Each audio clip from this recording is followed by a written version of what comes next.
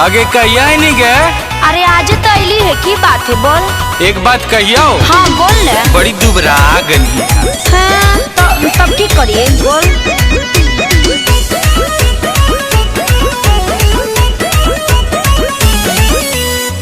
मामू घर दोबारा आई गेली, माने हमारा बात गे चिकनाई जाइनी।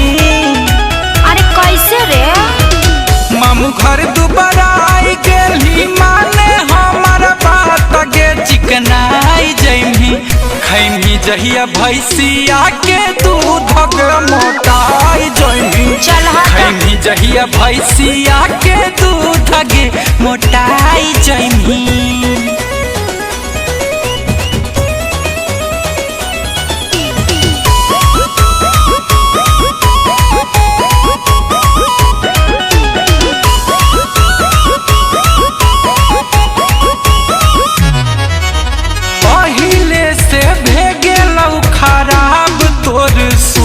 गे लागो है कि तोरा हौ विटामिन के जरूरत गे। चल अपन विटामिन अपने पास रख।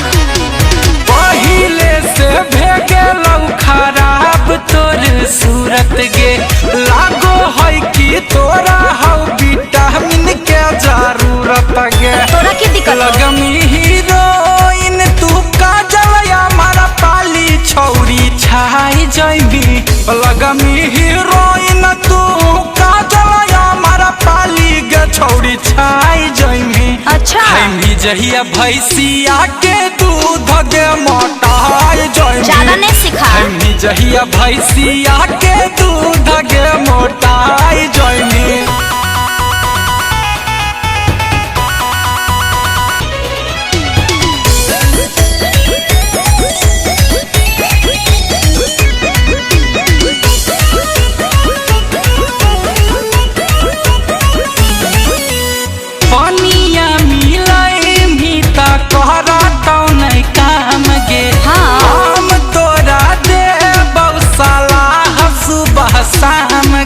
अरे हमरा तोरा सलाह के कोनो जरूरत नहीं है।